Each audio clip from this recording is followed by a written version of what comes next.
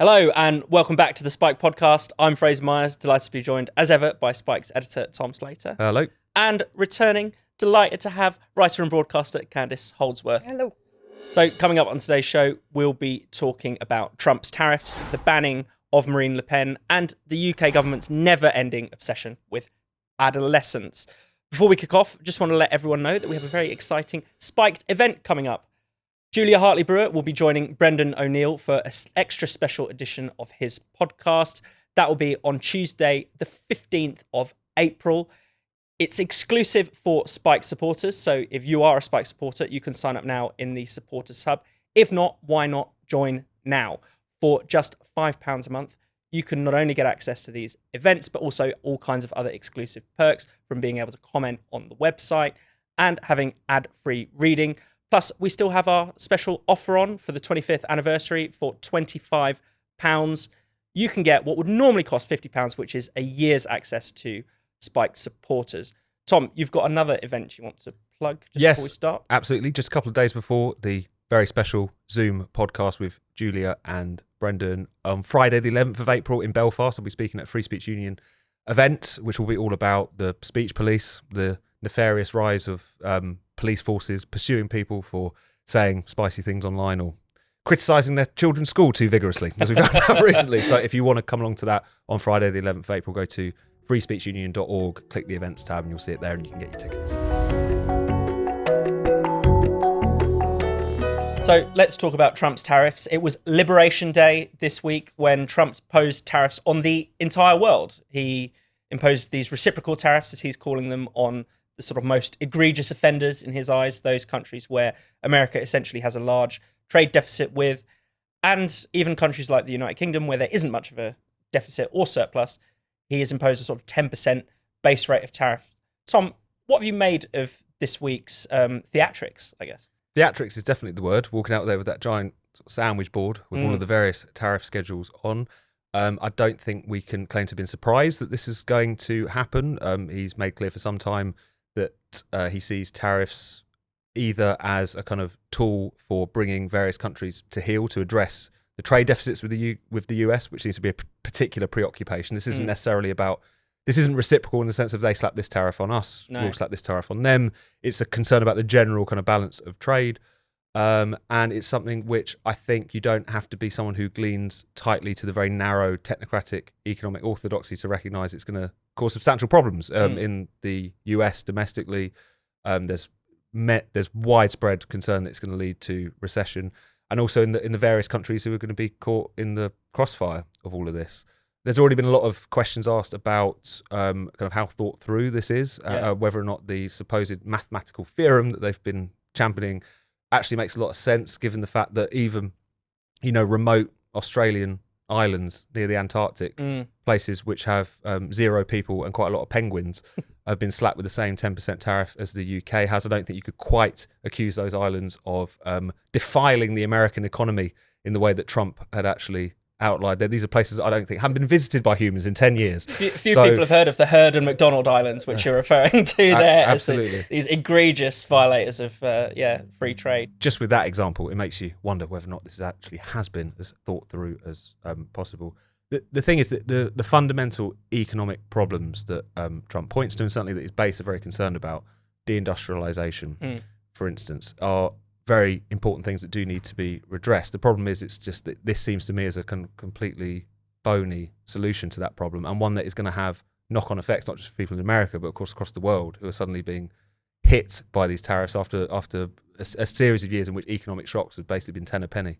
So it's a very serious moment, and there's been a lot of hypocrisy in the response to it, I think it's fair to say, which we might get onto. But on the core issue itself, is this really going to make America wealthy again? I think is a theory that's going to be tested to destruction here, potentially. Definitely, because it seems as if you can have 3 core aims for the tariffs, or these are some of the things that the Trump administration has signalled, and they all seem to be actually contradictory. So if we talk about reindustrialization, perfectly good and noble aim, but that implies that you're going to have quite high tariffs, high enough to reduce imports for a substantial length of time. But the other aim that Trump has floated is that actually it's going to bring in loads of money, trillions and trillions of dollars, he says. It's going to be able to fund all the tax cuts that they want, all the public spending that they want. But that would imply that actually imports would remain high because you'd need the imports to be taxed. And then the third thing, as you alluded to earlier, Tom, is like bringing these countries to heel that don't play ball with America. Errant countries like Canada, now a rogue state in the eyes of Trump world. Well, that implies that eventually the tariffs will come down, and therefore they won't be able to raise revenue or be used for protectionist measures. It could be one or the other. It can't be all three things. It can't be this silver bullet. It makes no sense, as Trump says, that tariffs is the most beautiful word in the English language and is the solution to all ills. It might make sense as a broader, longer-term strategy, but as you say, it's not really been. It feels like it's not really been thought through. It seems as if there isn't really the program in place to be able to use these tariffs in a way that might actually rebuild the American industry in the way that is being signalled. Candice, what have you noticed this week? Yeah, I agree with you, because if you're looking at reshoring manufacturing in the US, and this is something that US governments have been looking at for a long time, particularly as they develop a more adversarial relationship with China, for instance. They wanted to bring things like chip manufacturing back in-house. That doesn't happen overnight. It takes a long time to establish those types of operations. So it's so true. If these tariffs are only short-term focused, you're not going to be able to achieve what you want to achieve in the long term. The other way of looking at it as well is that the pressure this places on ordinary people and their budgets, because you might be looking at higher prices. And that makes a difference to people right now when inflation is already running high, interest rates are high, people are really struggling. You're asking them to take a lot of pain for an uncertain outcome, especially for things like motor cars, which people really need. And, higher price is going to cause them a lot of problems. And what you don't want is the government shielding certain industries, from competition. So then the American consumer loses out. They have more expensive things that are of lower quality.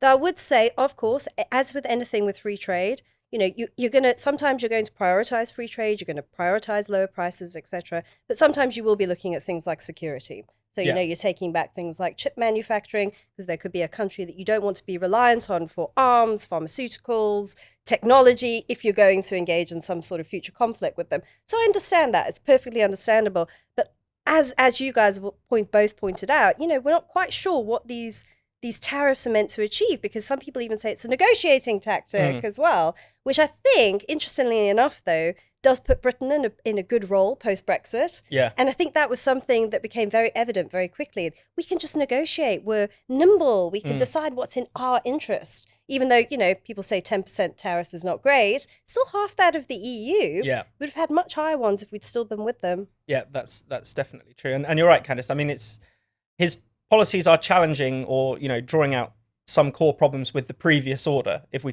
probably can't call it the current order anymore.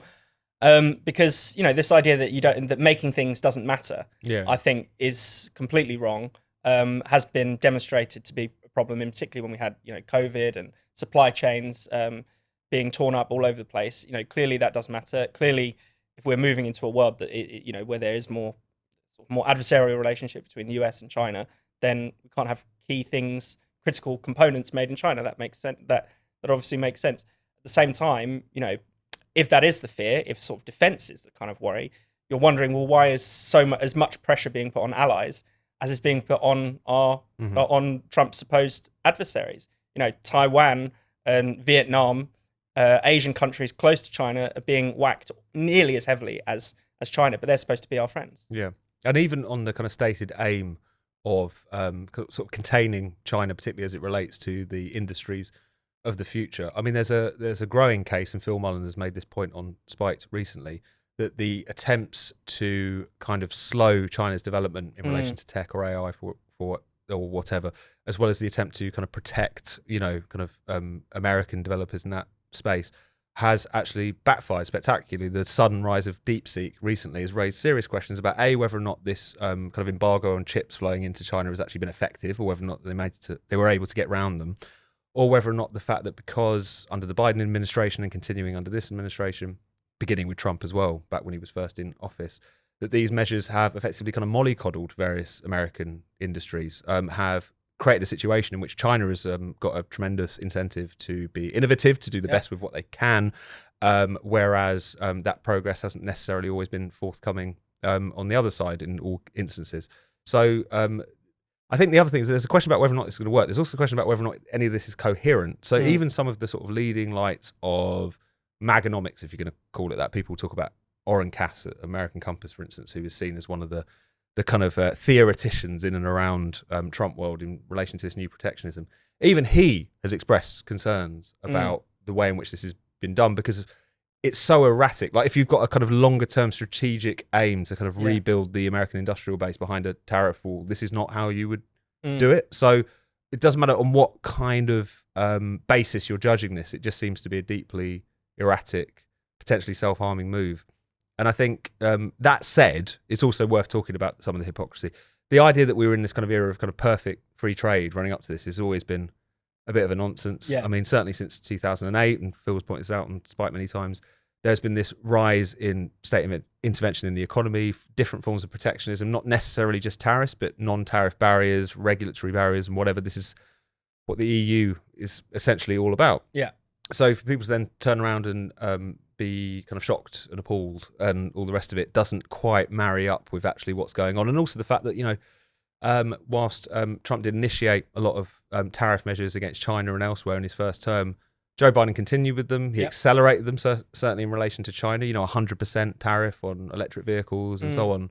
So the idea that this is quite as unique and mercurial as some people are making out is certainly not true amidst anything else. This episode of the Spike Podcast is sponsored by Shopify.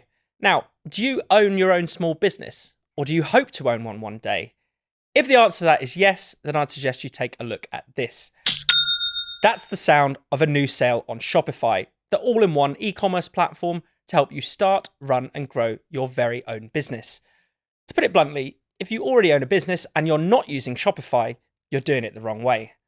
Whether you're selling vintage jewelry or starting your own fashion brand, Shopify simplifies selling online and in person, allowing you to focus on the thing that matters, which is growing your business.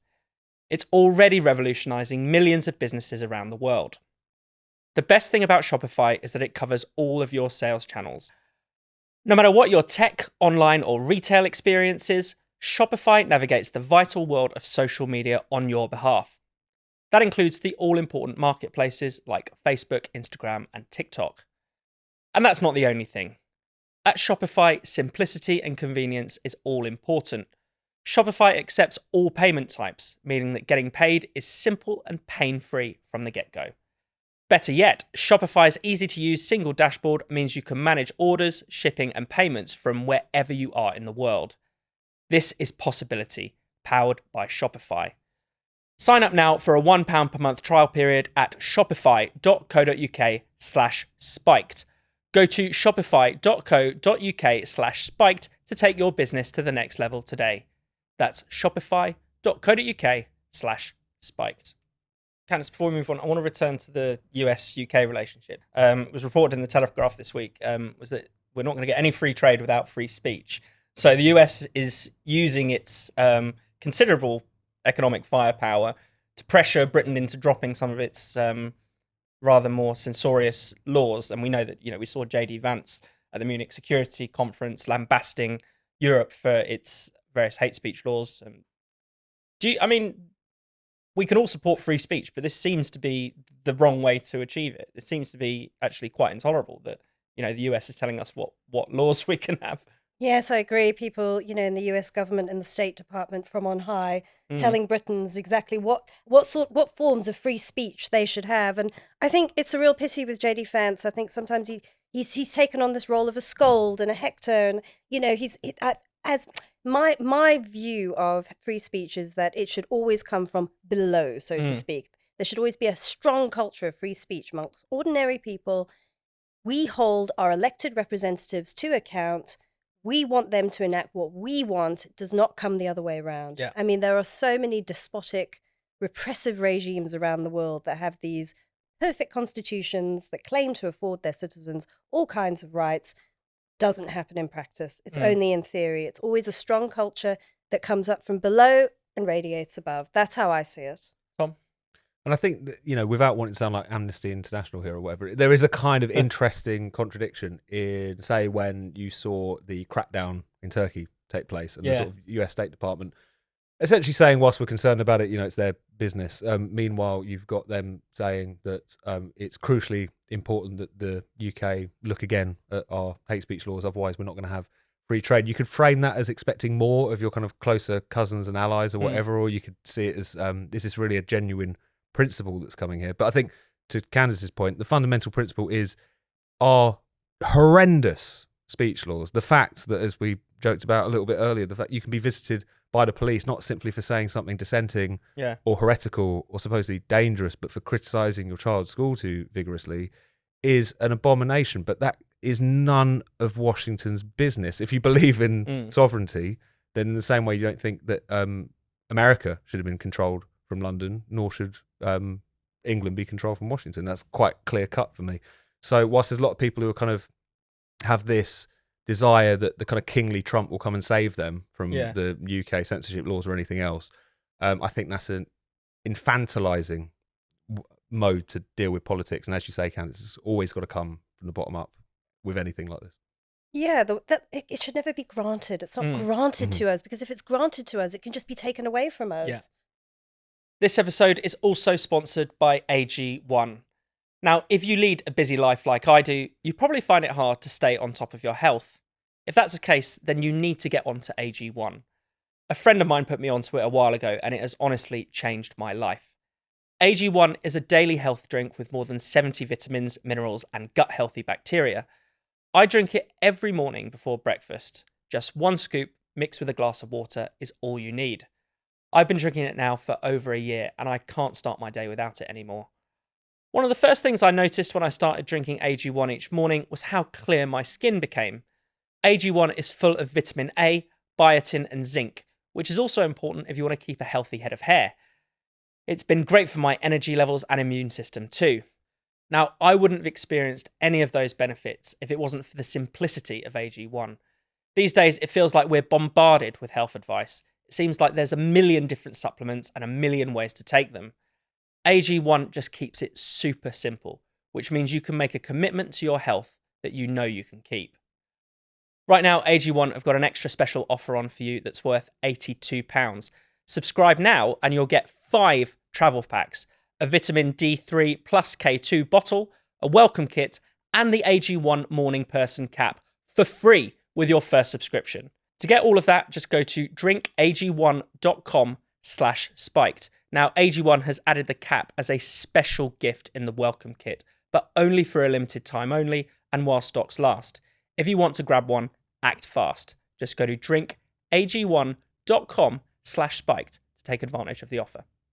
Let's talk about Marine Le Pen, the hard-right challenger, who is, her party has been topping the polls in France for many, many years, has been banned from standing in the election. She can appeal, but it could well be the case that she won't be able to stand. She's been found guilty of embezzling EU funds, using those to fund her national party, money that was meant to be used in Brussels. Tom, whatever we think of the crime, it seems that she's banged to rights on this, but the punishment seems extraordinarily harsh, and that in and of itself seems like an undue interference in politics. No, absolutely. I suppose another caveat that's worth applying going into this is that a bit of creative accounting where Brussels is concerned is par for the course. There's various parties, whether you're talking about Eurosceptic parties or even parties of a more pro-EU bent. Yeah. The way in which the Brussels gravy train has been used to fund their activities, even outside of the European Parliament and their responsibilities there. It's been a running feature of how politics has operated there. That being said, you do have this particular law, you do have these charges which have been brought. I am more than willing to concede that on that particular basis, she may well be banged to rights. The question is the other bit. The question is, why should a conviction of this nature or any nature, arguably, should lead to someone being immediately banned from running for office for 5 years? It's something that even the appeal is beginning almost immediately. But given how long that will take to get through the French courts, it's incredibly unlikely that she'll be able to clear her name in any meaningful sense to actually run for the presidency in 2027. And when this happens in the context of Le Pen leading in various polls at the moment, when that happens in the context of increasing fury with the establishment as embodied by Emmanuel Macron, another quite kingly figure in many respects, this is going to look to many people like a stitch up is going to look to many people in France as part and parcel of this trend that we see across Europe, which is to quite brazenly take populist challenges to the establishment, whether you like them or dislike them, have criticism or not, out of the field. You know, we saw that in Romania with the presidential elections, first of all being annulled by the Supreme Court, and then the winner of that first round, Calin Georgescu, being completely banned from standing when the elections are rerun. In Germany, there are recurrent conversations about whether or not the AfD, which is now essentially the main party of opposition, the second largest party in the Bundestag, whether or not that should be banned outright. Yeah. These people are so keen on defending democracy, they seem to think they should kill it themselves. Like, that's the best way to deal with this particular problem. It's going to look incredibly fishy to many people. And I think you can separate out the question of, on the letter of the law, may well should be guilty. I'm not an expert in French law, but that may well be the case. Should you have a law which mandates that people should have democratic choices denied to them? Yeah. Absolutely not. And I think the French people, as in any European public or any democratic nation around the world, these citizens are up to the task of casting their own judgment on Le Pen, on her policies, on her party, and also whether or not her crimes, as they've now been passed through court, disqualify her. That's their decision to make. It's not the decision of judges, in my view. And Candice, as Tom was alluding to, you know, this is part of a broader trend. If it were just one example, you could chalk it up to simply, well, the law is working as it should. There's a reason people are suspicious that there's something more to this because of the broader trend. Exactly. I mean, I think it's here, it's in the US, it's all over. Whenever you get these populist movements, you start seeing unelected branches of the state trying to quash them in some way. And I don't think people are just starting to get suspicious of what they deem to be judicial overreach. For instance, you know, whether a judge should decide whether someone should run in an election or not. I think you're seeing it with things like quangos, for instance. You know, look at the racialized sentencing guidelines that the Sentencing Council tried to bring in this week that they reversed on. In the UK. In the UK, I mean, you look at Donald Trump in the US, what was perceived to be lawfare against him. Although, interestingly enough, as some people have pointed out, it can actually be quite a powerful campaigning tool for those people. I mean, look at Donald Trump. I mean, that image of his mugshot, it now hangs in the Oval Office. It became a powerful symbol for him on his campaign. So, you know, for Marine Le Pen, she could actually use this. This could actually be good for her in some ways. Yeah. And there were attempts to remove Donald Trump from the ballot as well. It's worth remembering, although those were themselves overturned in court. Tom, is there anything you want to add? Well, I think on the question of unintended consequences is a particularly interesting one here when you talk about France, because the fact that over many years since Marine Le Pen took over from her father, Jean-Marie Le Pen, who was a explicit anti-Semite, racist, and so on, there has been this attempt to sort of detoxify the party, and there's still a kind of sizable section of the electorate, for obvious reasons, can never almost bring themselves to vote for a Le Pen. They might not buy the detoxification full stop, but there's that particular barrier that they would struggle to get over. You do wonder whether or not taking her off the ballot and ushering, whether it's Jordan Bardella or someone else, who is seen as a bit of an unknown quantity, or at least it's sufficiently inexperienced that it would be a gamble, whether or not this could end up helping them to a certain extent. So, you know, even if you're coming from the perspective of you don't like the National Rally and what they stand for, to engage in this, it can create precisely the sort of backlash that you've been talking about. We certainly saw that with Donald Trump, and it might have a particular significance in a country where, even though there are many voters who are furious with the establishment, still can't quite bring themselves to vote for someone with that surname. So it could be interesting to see how this plays out. And it's not just one person. I mean, I think the MAGA movement is bigger than Donald Trump now. And I think with Marine Le Pen, it's bigger than Marine Le Pen. It's not just one individual. These movements have massive momentum. Well, yeah, and the AfD is a case in point where they have all of the sort of public figures are either obnoxious or actually quite bland. In the case of Alice Weidel, no one would say that she's particularly charismatic. They're reacting to the weakness of the centre, the failures of the establishment a lot of the time, more than any... And the lack of insurgent alternatives elsewhere. You know, it's become the sort of only game in town on a lot of these issues. The only people who are willing to, you know, hit back against the establishment consensus on immigration, greenism, technocracy, what have you, it's fallen to those parties for all kinds of historical reasons that we could talk about. Not least the left abandoning many of these kind of more anti-establishment causes. But yeah, fascinating to see how it will play out. So, Adolescence, the hit Netflix drama, is still the talk of Westminster, bizarrely. The writer, co-creator, Jack Thorne, was in Downing Street this week. Adolescence has been made free to watch in British schools. There are calls to make it compulsory viewing. Perhaps new laws will be drawn up on the back of it as well. I mean, Candice, what do you make of the way that this work of fiction, entertaining and well constructed as it is, and we should give it its due for that, I think, has basically been allowed to set the agenda of the Labour government for the past couple of weeks? I know, and they're draining all the joy out of it as well. As soon as you turn it into a type of moral cudgel, then it's not fun anymore, and then you can't just watch it and sort of watch it in an open-ended way and experience the artistry of it. Yeah. I mean, it's not like it's the first time that we've, encountered something that is social commentary that you've learned about in schools. I mean, many of us will have done To Kill a Mockingbird at school, or will have done Charles Dickens or One Flew Over the Cuckoo's Nest. These things are all about social problems, and you discuss them very politically, but they're not doing that with Adolescence. I don't think that, if they show it in schools, that kids are going to get to have their opinion on it, and they're going to be able to discuss it freely and, understand it as a work of art. I think they're going to be sat there and lectured about toxic masculinity. Yeah, definitely. I mean, it's hard to remember the Prime Minister of the day picking up Charles Dickens and saying, we've got to do something about this. Tom, what have you made of the discussion? I mean, it's the fact that all the other issues we're talking about on this podcast, but in general, at the moment, you've got a trade war kicking off to our west, you've got a real war raging in the east, and Keir Starmer is still talking about Adolescence, which he still refers to as a documentary. He did that for the second time this week. So that, I think, tells you everything. We're getting to the point where politicians are only willing to do anything about a particular issue if there's a particularly well-executed drama series, which has been made about it. We saw that certainly with the post office scandal, something that everyone knew about for many, many, many years. And yet, until it got into their streaming viewing, they weren't interested in it whatsoever. That's pretty bad. I think there's an element of, it shows the shallowness of culture in some respects and the shallowness of politics. I like you, I think Adolescence was a perfectly well executed piece of drama, very touching in many respects. The points at which it touches on politics is the points at which it actually falls down. These kind of silly scenes in which you've got the policeman's kind of son explaining to him in very kind of clanging terms what the manosphere is. As soon as it strays into that more political territory, which it seems like Jack Thorne was the most interested in, he spent a lot of time researching this particular area, is where it falls down, and where any of the kind of nuance and humanness of that story evaporates from the production at that particular point.